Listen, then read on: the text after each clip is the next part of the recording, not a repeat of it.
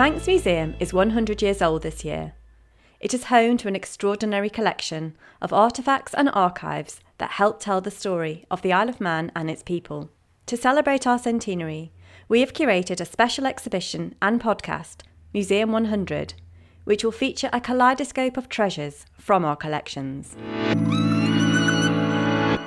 Hello, my name is Laura McCoy and I'm the Curator of Natural History for Manx National Heritage. And today I'm going to talk about the sei whale, our largest object, which currently hangs from the ceiling of our Natural History Gallery.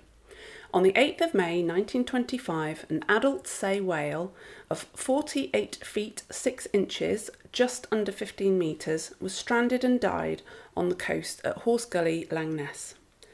To give a little background on sei whales, they are the fourth largest whale species in the world, reaching around 19.5 metres long and weighing as much as 28 tonnes. They consume an average of 900 kilos of food every day, and their diet consists primarily of small things such as little shrimp like krill.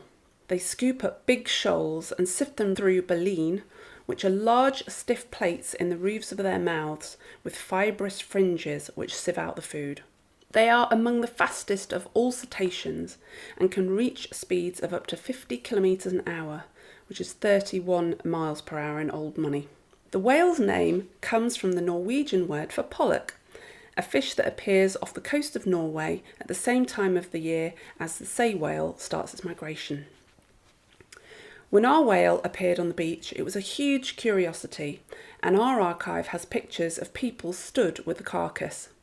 Cetaceans used to be considered of such value that all strandings in the British Isles were, and still are today, labelled property of the Crown. So to salvage one, you had to get permission. This was very much what our then director of the museum, PMC Kermode, did, and we still have the letter in our archive from Bertram Sargent, the government secretary at the time.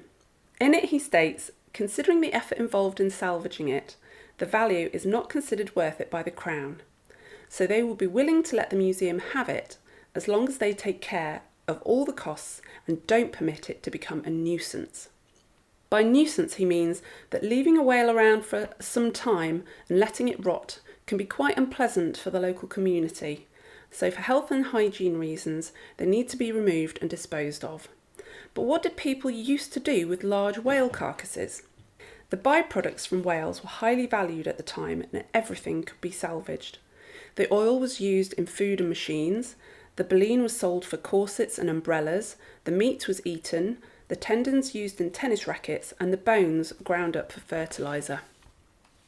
The retrieval of the carcass was accomplished by attaching it to a tugboat called Nina, belonging to the Douglas Shipping Company, and pulling it back out to sea. On bringing it into shore, the tugboat was twice swept back out to sea by the force of the tide, until finally it was beached.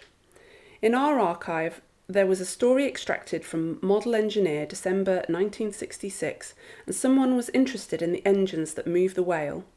Here it mentions that Mr. Shimmin of Onken sent his Fowler Compound and Clayton and Shuttleworth single-cylinder engines together with the island's only heavy-duty trailer and 2 stout farm wagons and hauled the beast up the sand. The trailer and wagons were assembled on the beach with the 2 engines further inland and facing away from the sea. Winch ropes were run over the wagons down to the whale, wrapped around her midriff, and slowly she was dragged about 100 metres up the low sandy shore and onto the trailers. Then began the 10-mile haul to Douglas, made all the more difficult by a 150-metre ascent and then descent, which is why the 2 engines were needed. It had been some days since the first sighting of the whale on the shore, so things were getting rather ripe. People had to run before the carts and tell the people living next to the road to close their windows to try and block out the smell.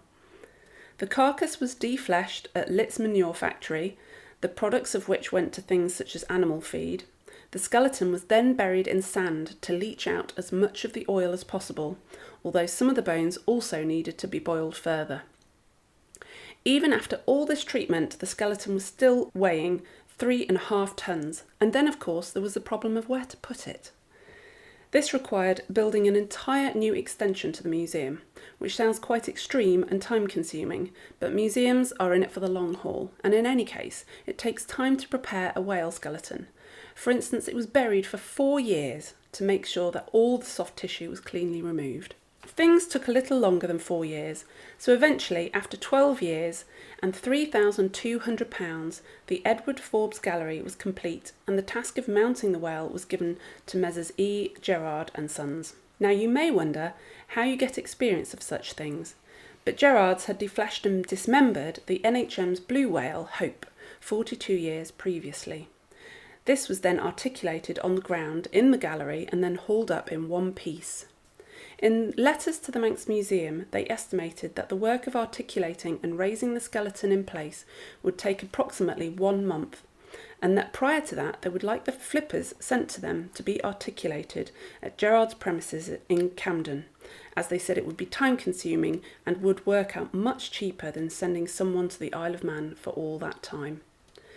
Mr. C. Gerard, the son, arrived on the ferry with his assistant and wife and child on the 19th of August 1937, bringing with him 1 machine for bending iron, 1 drum of papier-mâché and a case of tools. A further case of tools, iron bars, plus the completed flippers were sent not long afterwards, all of this costing the sum of £145. You can see the sei whale today hanging from the ceiling of our Natural History Gallery, so please come and see this magnificent beast.